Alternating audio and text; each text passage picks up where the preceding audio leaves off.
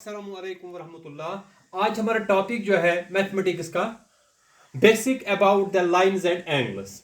यहाँ हमारे पास लाइन और एंगल्स मैंने दिए हैं। इसी के बारे में हमें आज इसका बेसिक समझना है कि ज्योमेट्री जो शुरू हो जाती है वो लाइंस एंड एंगल्स पे शुरू हो जाती है। तो फर्स्ट ऑफ ऑल हमें लाइन के बारे में जानना है कि ये लाइन कैसे वजूद में आती है। लेकिन इस चीज को जानने के लिए हमें पहले ये देखना है कि लाइन किस तरीके से वजूद में आ जाती है। लाइन जो है वो एक पॉइंट से वजूद में आती है। ये पॉइंट है क्या? फर्स्ट ऑफ ऑल हमें पॉइंट देखना है, पॉइंट होता क्या है। ये पॉइंट जो है इसको यहां मैंने एक स्मॉल डॉट छोड़ी है, आपने देखी होगी जो ये मैंने डॉट छोड़ी है, डॉट, तो इसको हम कहते हैं पॉइंट, ए स्मॉल डॉट। जो मैंने एक स्मॉल डॉट किसकी मदद से, पेन की मदद से, पेंसिल की मदद से और पिन की मदद से मैं यहां छोड़ता हूं, इसको हम कहते हैं पॉइंट।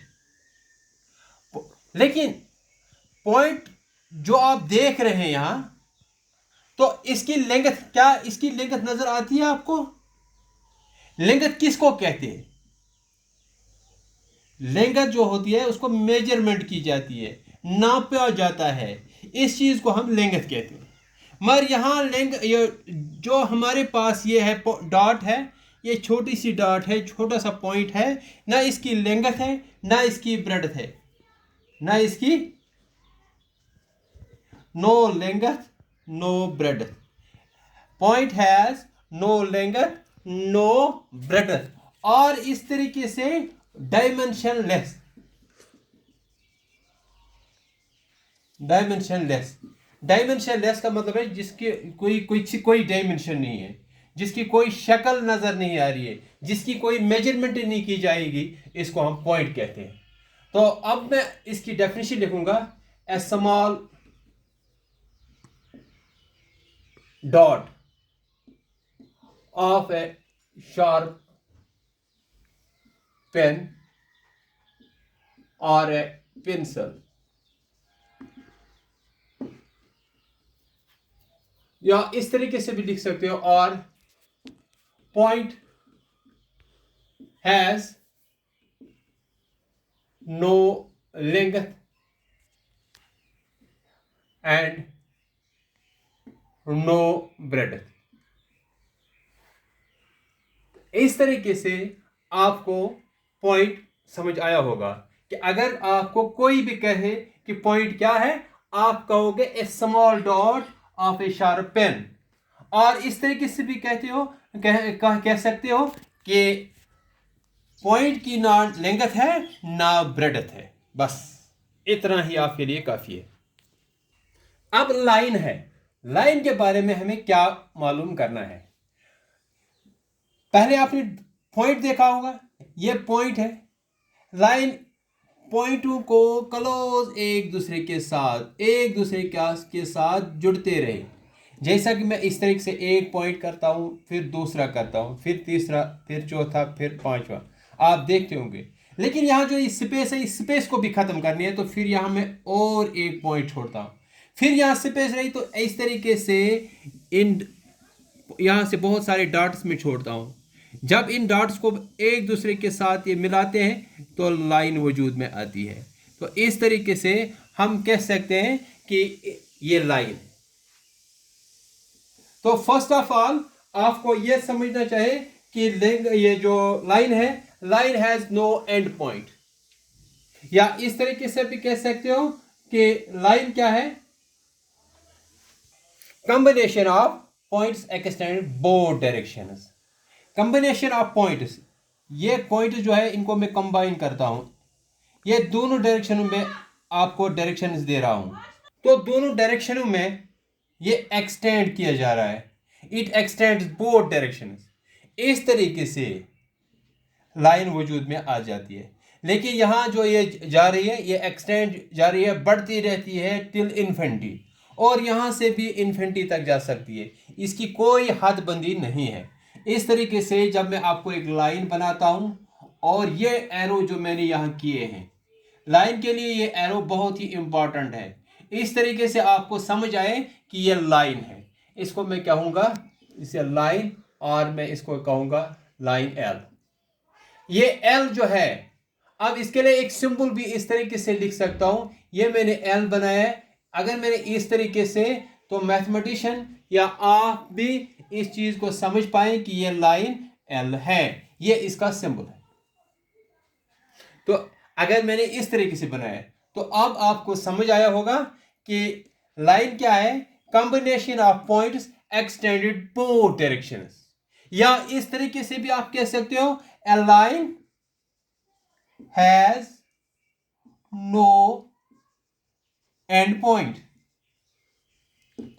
जब लाइन का कोई एंड पॉइंट नहीं है, खत्म होने वाला नहीं है, एंड एक्सटेंड्स बोथ डायरेक्शन।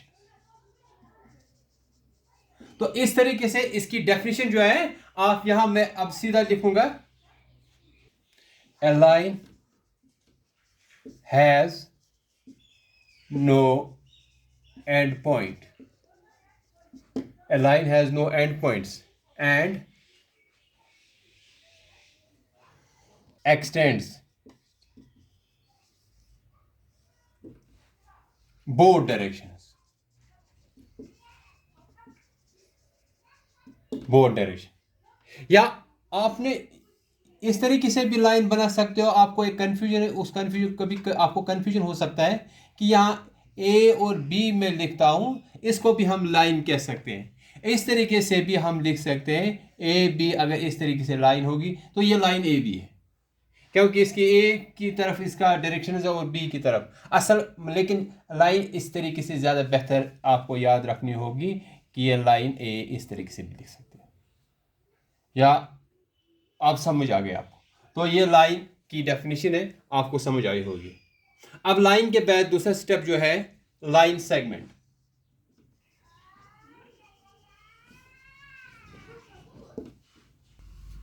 अब लाइन सेगमेंट जो है, लाइन का एक सेगमेंट है। सेगमेंट का मतलब है हिस्सा। जैसा कि हमारे पास एक लाइन है, लाइन एल है ये। अब यहां मैं इस लाइन का एक मेजरमेंट मैंने दिया है। Suppose this is A, this is B. यहां से यहां तक जो हमने इसकी ये मेजरमेंट जो की है, जो हिस्सा हमने इंतखाब किया है, ये A B is a line segment.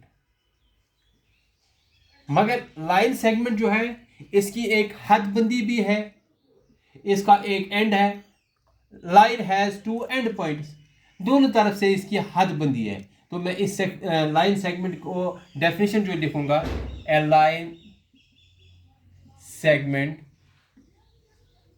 Has two end points. Line segment के जो हैं, उसके दो एंड पॉइंट्स हैं। So that line segment